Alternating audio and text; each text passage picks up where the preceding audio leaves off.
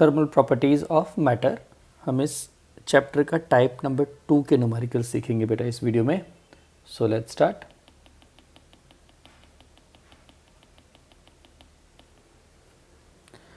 Type 2 में कौन कौन से हम फॉर्मूले देखने वाले हैं? स्पेसिफिक हीट वाला। तो सबसे पहले स्टार्ट करते हैं वहीं से।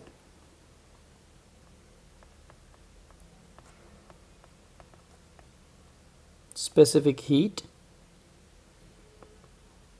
कैपेसिटी। अब स्पेसिफिक हीट कैपेसिटी में सबसे पहले मैं स्पेसिफिक हीट की बात करूं। स्पेसिफिक हीट मींस मैं इसको एस, पहले हीट कैपेसिटी चलो करते हैं, जस्ट अ मोमेंट।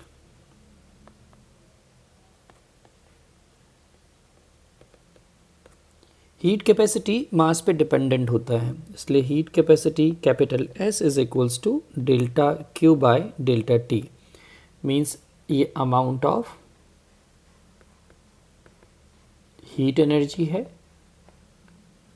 जो किसी बॉडी को देने पे उसका टेम्परेचर, मैं यहाँ पे कैपिटल टी कर दूँ, चेंज इन टेम्परेचर। डेफिनेशन आपको मालूम है, the amount of heat energy required to change temperature by unity of the given substance. तो हो जाएगा हीट कैपेसिटी। आप इसको सिंबल में हीट कैपेसिटी एच सी भी लिख सकते हो। और अगर हम बात करते हैं स्पेसिफिक हीट कैपेसिटी की, तो वो इंडिपेंडेंट ऑफ मास है, मतलब डेल्टा क्यू बाय मैं एम डेल्टा टी कर दूंगा और इसको मैं लिख सकता हूँ it is specific heat capacity. इनके यूनिट्स क्या? तो अगर मैं इसके यूनिट की बात करूं, सबसे पहले हीट कैपेसिटी का इट विल बी जूल पर डिग्री सेंटीग्रेड और जूल पर केल्विन। आप कैलोरी में भी लिख सकते हो, मींस कैलोरी पर केल्विन भी चल सकता है। यहाँ पे क्या हो जाएगा, इट विल बी जूल पर किलोग्राम, क्योंकि मास आ गया डिवाइड में, फिर यहाँ पे डिग्री सेंटीग्रेड या फिर कैलोरी के साथ केल्विन भी। लेकिन अगर इसी में मैं मोलर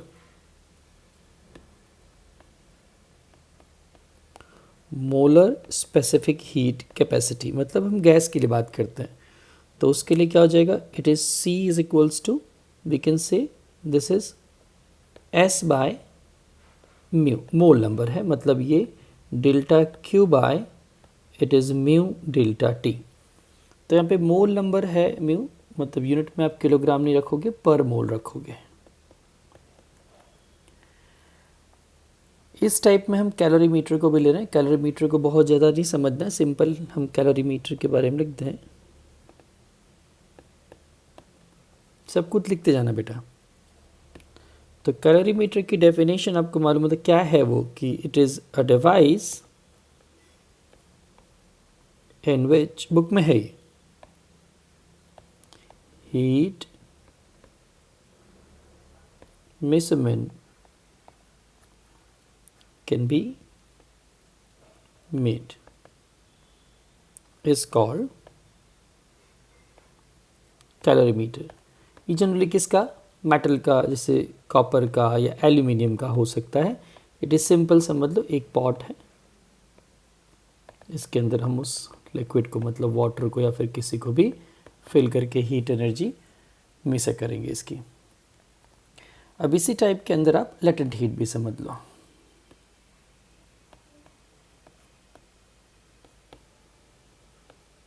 देखो लेटेंट हीट कब आएगा, लेटेंट हीट का सिंपल मतलब हुआ हमको कन्वर्ट करना है उसका फेज। तो एक सिंपल एग्जांपल मैं दे दूँ यहाँ पे, हमेशा के लिए प्रिपेयर हो जाएगा।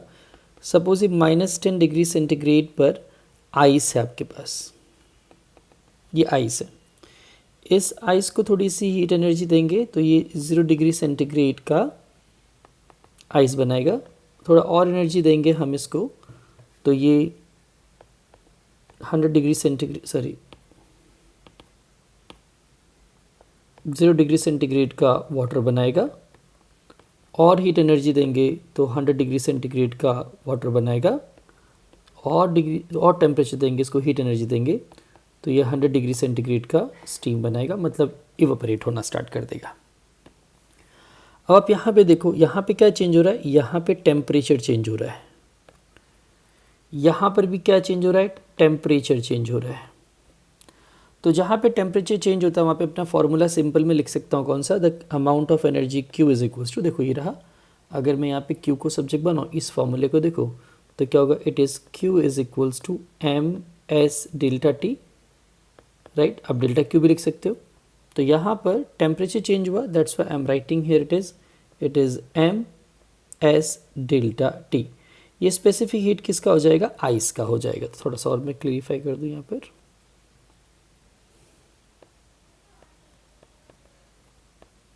Delta T.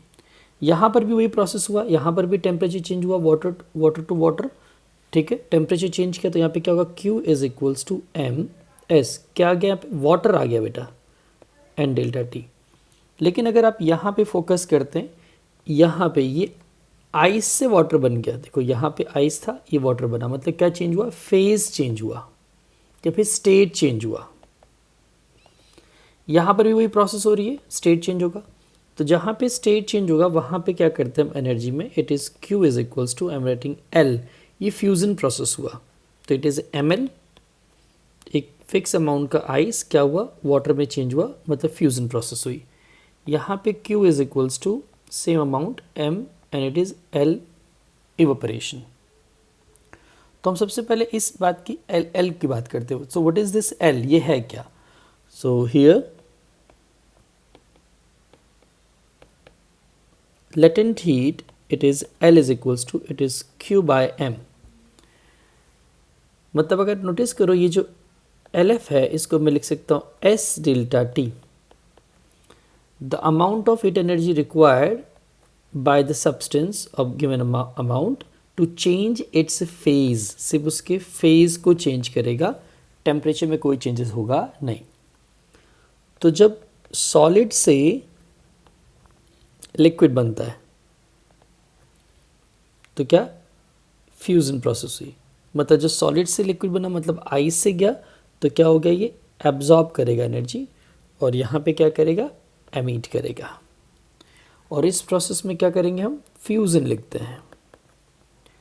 और अगर मैं लिक्विड से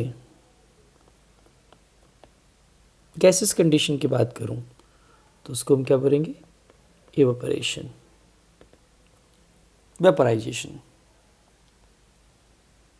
तो अगर मैं यहाँ पे सिंपल इसको स्टेटमेंट में दे दूँ तो कैसे लिख सकता हूँ बेटा,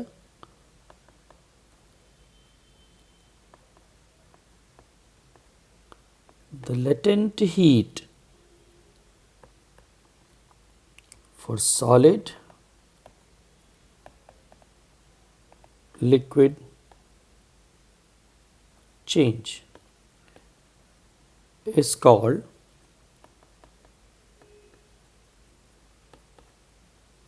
latent heat of fusion, मतलब LF। अब ऐसे में सिमिलरली पूरा नहीं लिख रहा हूँ मैं,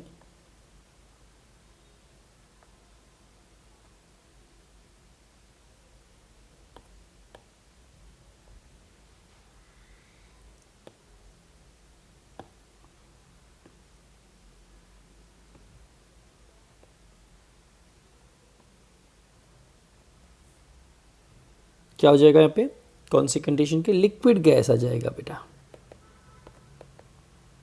और उसको हम क्या बोल देंगे, वेपराइजेशन LV। इनकी वैल्यूज फिक्स है। अगर मैं LF किसकी बात कर रहा हूँ ये भी क्लियर कर दूँ, वाटर एंड आइस का, मतलब आइस से वाटर और इसके लिए, तो इसके लिए LF की जो वैल्यू है वो जाएगी 333 किलो जूल पर किलोग्राम, मतलब लिख सकता हूँ मैं इसको जूल पर ग्राम में भी, तो इट इज़ 333 जूल पर ग्राम। और अगर मैं वाटर एंड वेपर की बात करता हूँ तो LV आएगा और वो होता है 2260 किलो जूल पर किलोग्राम, मतलब 2260 जूल पर ग्राम लिख सकते हैं। अब इसकी इतने की बेस के ऊपर से हम न्यूमेरिकल स्टार्ट करें। तो सबसे पहले इस टाइप में कौन कौन से सम बनते हैं वो बता दूं मैं आपको। इलस्ट्रेशंस हैं, कुछ इलस्ट्रेशन आई थिंक थर्ड होगा, थर्ड फोर्थ फिफ्थ पहले हम वो फिनिश करते हैं कौन कौन से।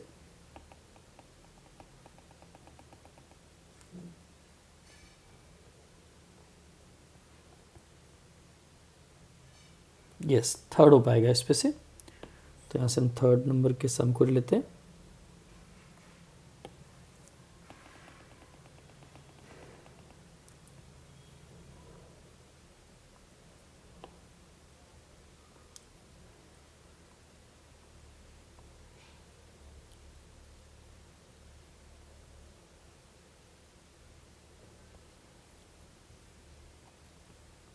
चलो ये क्वेश्चन आपके सामने सी क्या मेंशन किया इसमें, a sphere of 0.047 kilogram aluminium is placed in sufficient time in a vessel containing boiling water so that the sphere is at 100 degree centigrade। अब यहाँ पे कैसे बोल दिया कि जो मास है वो किसका दे के रखा है, मास एल्यूमिनियम स्फीयर का दे के रखा है। तो डेटा में क्या हो गया, सबसे पहले हमारे पास मास ऑफ एल्यूमिनियम स्फीयर, मैं सिंपल ए लिख दे रहा हूँ सिंबल, इट इज़ 0.047 किलोग्राम। जो इनिशियल टेम्परेचर है इसका वो कितना हो जाएगा, 100 डिग्री सेंटीग्रेड। क्यों ऐसा भाई, क्योंकि उसने पहले मेंशन करके रखा है कि इसको कहाँ पे रखा, हमने कंटेनर में रखा है और उस कंटेनर में कितना है वाटर, इतने टेम्परेचर पे 100 डिग्री सेंटीग्रेड पे है, तो स्फीयर का भी टेम्परेचर वही बन जाएगा। After that it is then immediately transfer to 0.14 kilogram copper calorimeter. चलो तो इसने कॉपर कैलोरी मीटर मतलब क्या मास ऑफ कॉपर दे के रखा, वो भी लिख लेते हैं। तो mass of copper it is 0.14 kilogram. Done, ये भी क्लियर हो गया।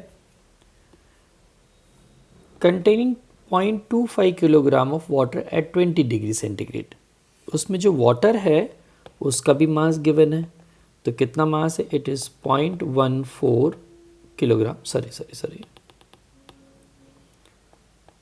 0.25 किलोग्राम। टेम्परेचर गिवन है, तो वो टेम्परेचर में T2 कंसिडर कर रहा हूँ, सेकेंड बॉडी का है, तो वो हो गया 20 degree centigrade. The temperature of water rises and attains a steady state of 23 degree centigrade. अब यहाँ पे क्या हो गया, जो टेम्परेचर हुआ वाटर का वो इंक्रीज़ हुआ, क्यों, आपने इतने टेम्परेचर वाला स्फीयर इसमें रखा है, इसलिए मैं फिर से भी डायग्राम ड्रॉ करके क्लियर करता हूँ, पहले डेटा लिख लेते हैं। तो मैं इसको बोलूँ तो T3 बोल सकता हूँ या फिर T टेम्परेचर बोल सकता हूँ, कितना हो गया 23 डिग्री सेंटीग्रेड तक ये पहुँच गया। क्या फाइंड करना है, calculate the specific heat capacity of aluminium. तो हमको जो फाइंड करना लिख दें, तो specific heat capacity of aluminium, ये क्वेश्चन मार्क आ गया। देखो specific heat capacity of copper की ज़रूरत पड़ेगी, आप लर्न कर लेना उसको, वैसे देना चाहिए एग्जाम में, इट इज़ 386.4 जूल पर किलोग्राम एंड पर केल्विन आएगा। वाटर का तो लर्न कर लेना भाई हमेशा के लिए, इट इज़ 4186 जूल पर किलोग्राम पर केल्विन। ये स्पेसिफिक हीट वैल्यू हो गई कॉपर की और ये वाटर की। अब फिर से मैं समझा दूं क्वेश्चन एक बार। क्वेश्चन में ऐसा बोला कि एक वेसल है हमारे पास, ठीक है, अब उस वेसल के अंदर वाटर फिल करके रखा है। चलो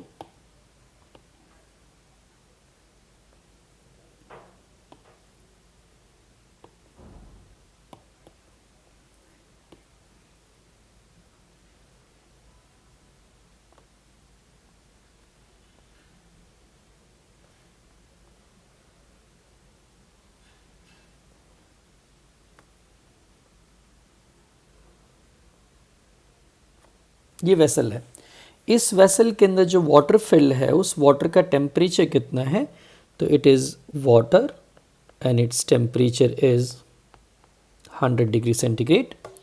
अब इसके अंदर हमको क्या करना है, एक मेटल स्फीयर एल्यूमिनियम का एक स्फीयर भर देना है, मतलब इसमें रख देना है। तो हम मान लेते हैं ये हमारा एल्यूमिनियम स्फीयर यहाँ पर है।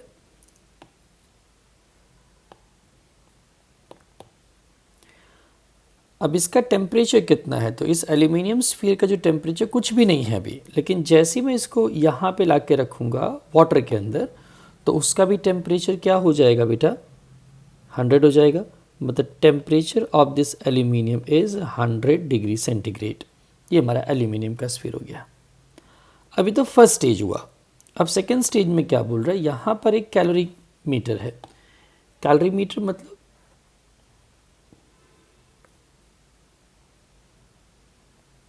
इसके अंदर भी हमने क्या भर के रखा है, भरा तो वाटर ही है, पर उस वाटर का टेम्परेचर थोड़ा कम है। देखो समझे,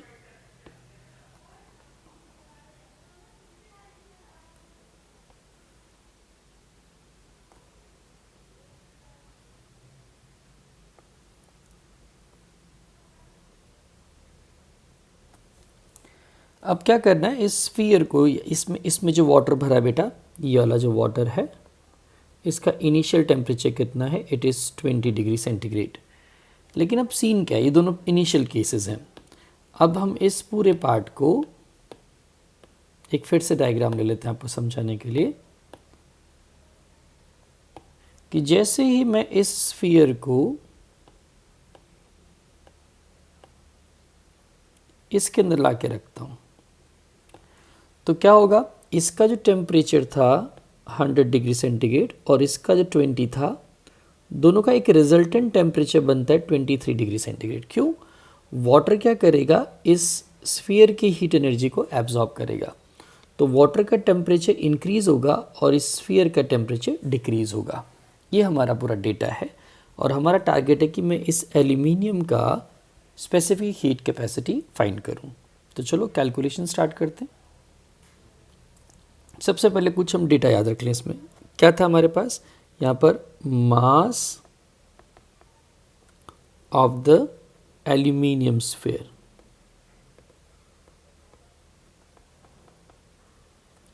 तो उसको हमने क्या, इट इज़ MA, और वो वैल्यू कितनी थी, 0.047 किलोग्राम। टेम्परेचर चेंज कितना हुआ, चेंज इन द टेम्परेचर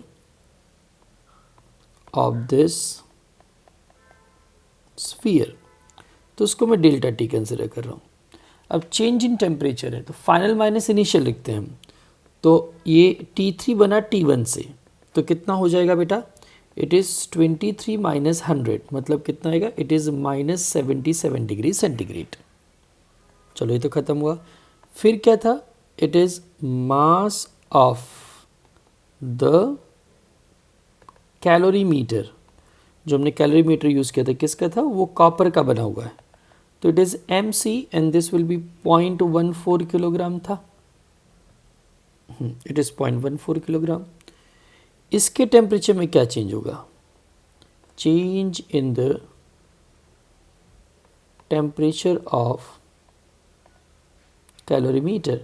तो देखो कैलोरीमीटर पहले टेम्परेचर कितने पे था, T2 पे था, उसको फाइनली T3 है ना, T3 माइनस T2 करेंगे, तो 23 होना है और पहले कितना था 20, मतलब इसमें इंक्रीमेंट हुआ 3 डिग्री सेंटीग्रेड का।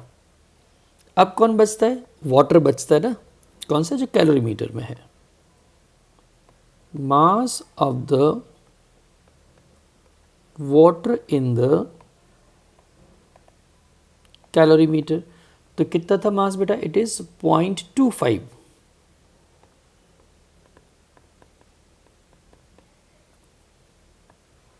अब change in the temperature of water, तो उसको हम क्या लेंगे, कुछ भी नाम दे सकते हो, तो इसको ना आप यहाँ पे डेल्टा T डैश कर दो, तो ये भी डेल्टा T डैश ही होगा, ये भी उतना ही आएगा बेटा, क्योंकि ये भी उसी टेम्परेचर पे था, तो 23 minus 20 it is 3 degree centigrade.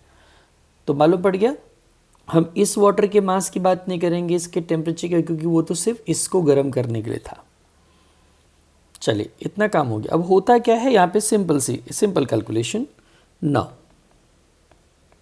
As heat energy कौन लॉस कर रहा है?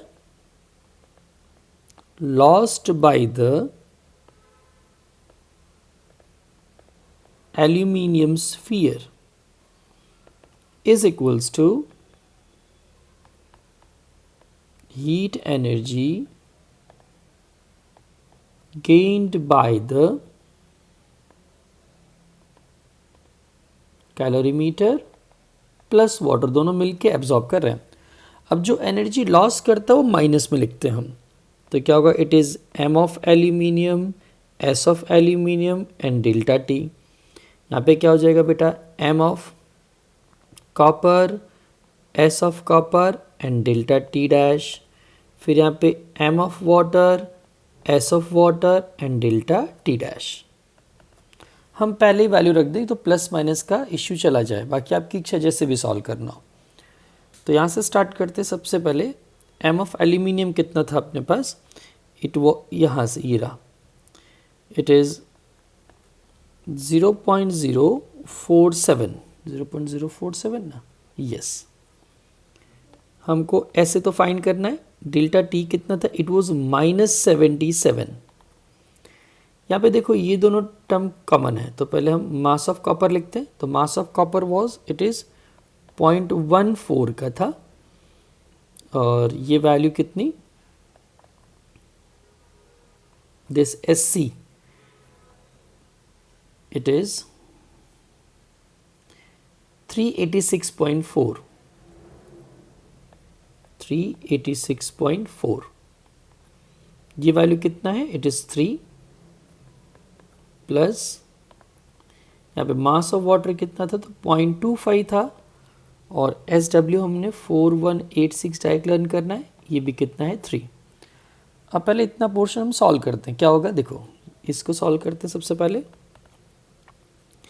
इन दोनों वैल्यू को, आप इन दोनों को सॉल्व करोगे देन यू विल हैव, चलो सॉल्व कर लें, just a moment.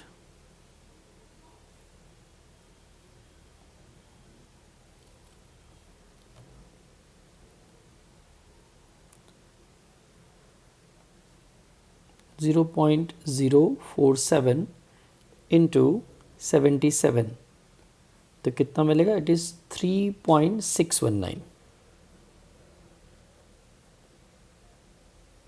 3.619 and SA।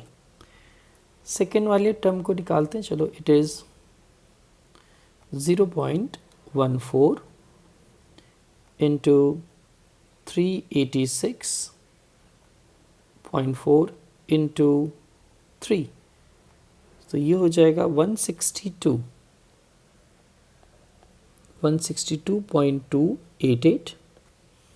इसको सॉल्व करते हैं, it is 0.25 into 4186 into 3, this is 3139.5। अब इन दोनों को ऐड कर देते हैं यहाँ पे, तो प्लस किया मैंने 162.288, दिस इज़ 3301.788। अब ये पोर्शन डिवाइड में चला जाएगा यहाँ पे, तो 3.619, तो डिवाइड कर देते हैं इसको किससे? 3.619 से, तो you will have 912.35, it is joule पर किलोग्राम। तो ये हमारा आंसर हो गया। तो इट इज़ 912.35 जूल पर किलोग्राम। आप चाहो तो उस फॉर्म में भी लिख सकते हो, कैसा? इट इज़ किलो जूल वाला, इट इज़ 0.912, तो 35 तक मत जाओ तो भी चलेगा, इट इज़ किलो जूल पर किलोग्राम। कैलकुलेशन आप खुद करो तो अच्छी बात है। चलिए ये डन। वापस देखना वीडियो अगर समझ में ना आया हो तो। Now going to the next one.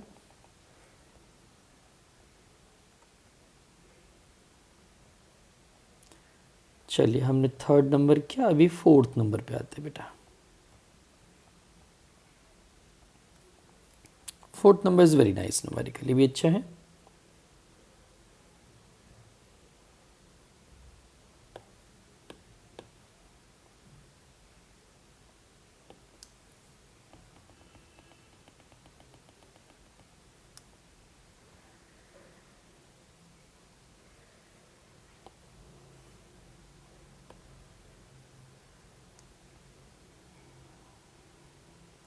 देखो इस न्यूमेरिकल में क्या,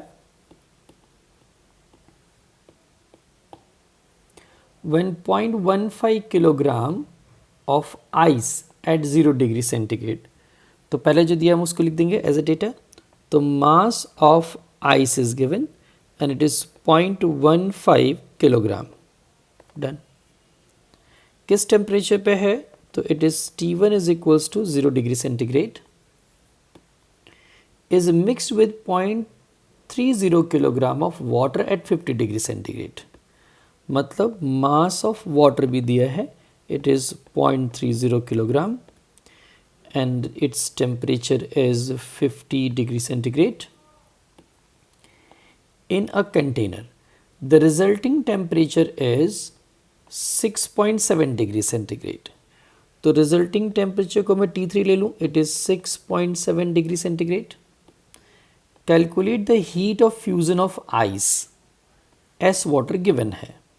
ऐसे देना चाहिए हमेशा, लेकिन ना दे तो कुछ वैल्यू लर्न कर लेने का। इट इज़ जूल पर किलोग्राम पर केल्विन। क्या निकालना है बेटा, हमको LF निकालना है। हमको मालूम है LF कितना, लेकिन कैलकुलेट करके बताना है यहाँ पर। तो बहुत सिंपल है, कैसे भाई समझ लेते हैं इसको अच्छी तरह से कि आइस है,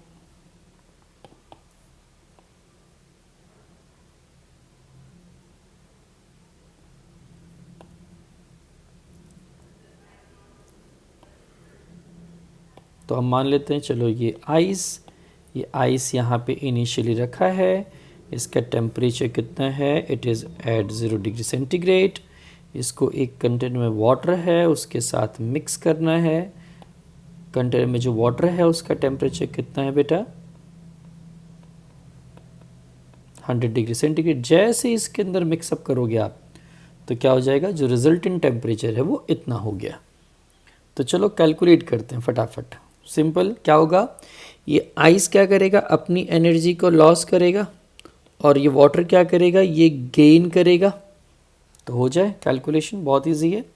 तो कैसे, as heat energy lost by the ice cube, या फिर द आइस लिख दो तो भी चलेगा, is equals to heat energy absorbed by water। Sorry हमने उल्टा बोला ना, बाय मिस्टेक, सॉरी बेटा। ये गेन नहीं, ये लॉस नहीं। मतलब क्या, ये एनर्जी गेन करेगा और ये एनर्जी लॉस करेगा। हॉट जो होगा वो लॉस करेगा।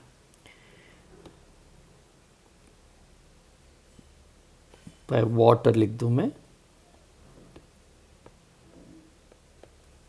और यहाँ पर क्या होगा भाई, आइस क्लियर दो।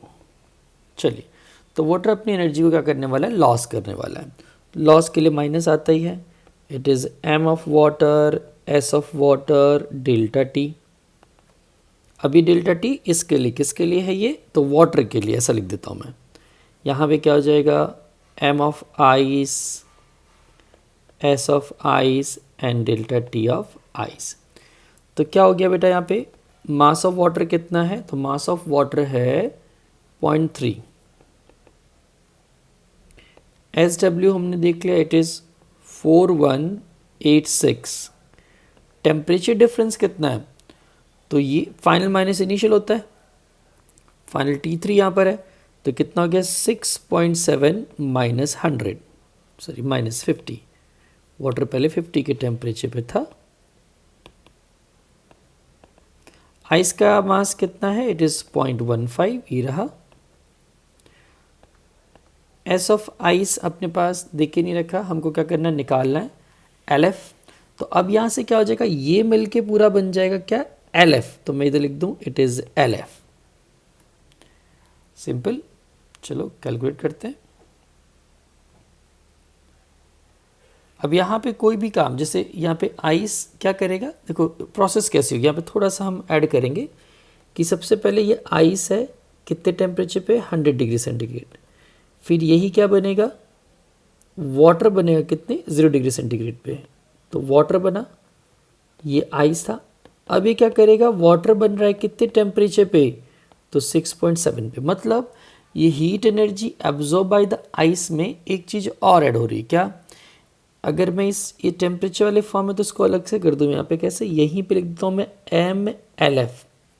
क्यों ऐसा हुआ, क्योंकि ये इस प्रोसेस में क्या हो रहा है, सिर्फ फेज चेंज हो रहा है, और इस प्रोसेस में क्या हो रहा है, टेम्परेचर। तो टेम्परेचर चेंज के लिए ये हो गया और फेज चेंज के लिए ये हो गया। तो हम इसको थोड़ा सा मॉडिफाई कर दें। ओके, तो एम ऑफ आइस कितना, इट इज़ 0.15, करेक्ट है। अब यहाँ पे वैल्यू, इसकी भी वैल्यू आपको लर्न कर लेनी पड़ेगी वैसे तो।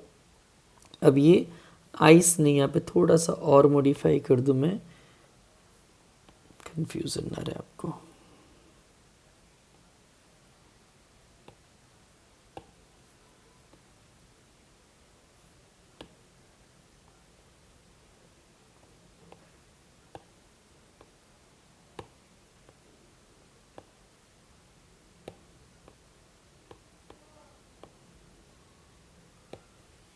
देखो सबसे पहले यहाँ पे क्या,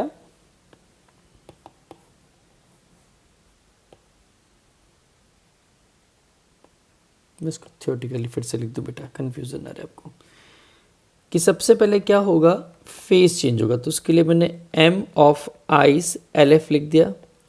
फिर कुछ क्या हो रहा है, आइस से अब वो वाटर बन रहा है, मतलब सॉरी वाटर बना, और वाटर से अभी वो नए टेम्परेचर पे आ रहा है। मतलब क्या, एम ऑफ वाटर आ जाएगा, एस ऑफ वाटर आ जाएगा, और यहाँ पे चेंज इन टेम्परेचर आ जाएगा, किसका, वाटर का ही। अब ध्यान रखना, यहाँ पे कंडीशन चेंज हुई। तो सबसे पहले मैं इनकी वैल्यूज़ की बात करूँ। मास ऑफ वाटर कितना था, यहाँ पे जो वाटर हमने रखा हुआ है, it is 0.3। S W water के लिए कितना, तो इट इज़ 4186। टेम्परेचर वैल्यू कितनी चेंज हो रही है, तो 6.7 हुआ, और पहले कितना था, 50 था। चलिए भी क्लियर। यहाँ पे एम ऑफ आइस, तो आइस का मास कितना है, इट इज़ 0.15। एल एफ हमको फाइंड करना है। अब तो वाटर बन गया ही, मतलब कितना, जितना आइस था हमारे पास वो वाटर बन गया है। तो अभी 4186 फिर से आएगा। टेम्परेचर कितना, तो 0 से यहाँ तक पहुँचा, मतलब फाइनल कितना, 6.7, और ये 0। चलो स्टार्ट करें, पहले इन सबको हम कैलकुलेट कर लेंगे, इनको मल्टीप्लाई करते हैं। आई थिंक ये होमवर्क दे दूँ चलेगा, अब इसको सॉल्व करना, इसकी वैल्यू आएगी यहाँ पर, ये भी सॉल्व करोगे इसकी वैल्यू, और फिर सब्जेक्ट बना के आपको एल एफ निकालना है। आई थिंक आप कर सकते हो, इसको होमवर्क दे सकता हूँ मैं, ठीक है। नेक्स्ट वन,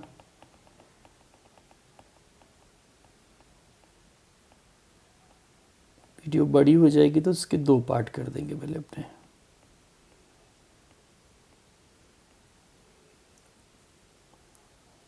ये क्वेश्चन बहुत मस्त है, इजी है, कैलकुलेशन आप करोगे।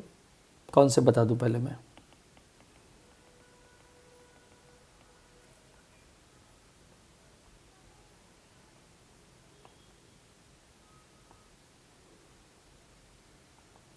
सी क्या बोला है, calculate the heat required to convert 3 kilogram of ice at -12 degree centigrade capped in a calorimeter to steam at 100 degree centigrade. तो स्टेजेस आपको मालूम पड़ेगा कितना इसको चेंज करना है। पहले हम उसका एक छोटा सा रफ डायग्राम बना लेते हैं, ठीक है, तो आपको आइडिया आ जाए कैसे क्या हो रहा है। सबसे पहले हम आइस से स्टार्ट करते हैं। चलो तो पहले ये आइस रहा होगा, कितने टेम्परेचर बोला, तो -12 डिग्री सेंटीग्रेड। फिर क्या हुआ, ये चेंज हुआ किस में, अभी IC रहेगा कितने टेम्परेचर पे, तो 0 डिग्री सेंटीग्रेड पे। अभी यहाँ से क्या करेगा, वाटर बन जाएगा। तो चलो भाई ये वाटर बन गया, पर कितने डिग्री सेंटीग्रेड पे, 0। अभी क्या होगा, ये अभी भी वाटर रहेगा, पर कितने टेम्परेचर पे आ जाएगा, 100 डिग्री सेंटीग्रेड पे आ जाएगा। लेकिन अब इसके बाद क्या होगा, ये वेपर बन जाएगा। तो ये वेपर बन गया कितने टेम्परेचर पे, 100 डिग्री सेंटीग्रेड बोला ना, तो it is at the 100 degree centigrade. तो ये हो गया स्टीम। तो आप नोटिस करो यहाँ पे सबसे पहले यहाँ पे क्या चेंज हुआ, टेम्परेचर चेंज हुआ। यहाँ पे क्या चेंज हुआ, तो फेज चेंज हुआ। यहाँ पे क्या चेंज हुआ, टेम्परेचर चेंज हुआ। यहाँ पे क्या चेंज हुआ, फेज चेंज हुआ। तो अब अगर इनके फॉर्मूले समझे तो यहाँ पे टेम्परेचर चेंज तो क्या आएगा, it is m s of ice delta T. यहाँ पे क्या होगा बेटा, mLF हो जाएगा। यहाँ पे क्या हो जाएगा, m और s of water delta T. यहाँ पे क्या आ जाएगा, इट इज़ mLV। तो मुझे बस ये डिफरेंट स्टेजेस में क्या करना है, फाइंड करना है इसको, ठीक है। So let's start. और डेटा क्या दिया है, स्पेसिफिक हीट दे के रखा आइस का, चलो लिख लेते हैं यहाँ पे। Specific heat of ice it is 2100 joule पर किलोग्राम पर केल्विन। वाटर का भी दे के रखा हुआ, तो S ऑफ वाटर 4186 जूल पर किलोग्राम पर केल्विन। लेटेंट हीट फ्यूज़न के लिए दे के रखा है बेटा, मतलब LF है अपना 3.35, थोड़ा बहुत वैल्यू चेंज कर सकते हैं वो, सो डोंट वरी। और स्टीम का देख के रखा मतलब वेपराइजेशन के लिए, इट इज़ 2.256 10⁻⁶ जूल पर किलोग्राम। अब देखो सिंपल कैलकुलेशन है, बस डिफरेंट स्टेजेस में निकालना है। क्या करोगे आप, ये होमवर्क है आपका। सो हियर सबसे पहले Q1, तो ये हो जाएगा, it is m, it is s of ice delta t, value रखोगे आंसर निकालोगे। फिर Q2 पे आओगे, वो क्या होगा, mLF, वैल्यू रखोगे आंसर निकालोगे। फिर आप Q3 पे आओगे, कि देखो Q3 क्या है, ये थर्ड, देखो मैं लिख दूँ यहाँ पे, it is Q1, it is Q2, it is Q3, it is Q4। तो Q में क्या, वहाँ पे m ऑफ वाटर के लिए चले गए हम, तो m SW डेल्टा t, वही बात, वैल्यू रखोगे आंसर आएगा। एंड Q4 पे आ जाओगे, इट इज़ mLV, वैल्यू रखोगे आंसर आएगा। और फाइनली टोटल एनर्जी रिक्वायर्ड क्या हो जाएगा बेटा, सारी एनर्जी को हम ऐड कर देंगे। बस ये तुम्हारा आंसर क्या है, ये होमवर्क है, कंपलसरी करोगे आप, आएगा आपको। चलो वीडियो बहुत लंबी हो रही है, इसका दूसरा पार्ट बना देता हूँ, ठीक है ना।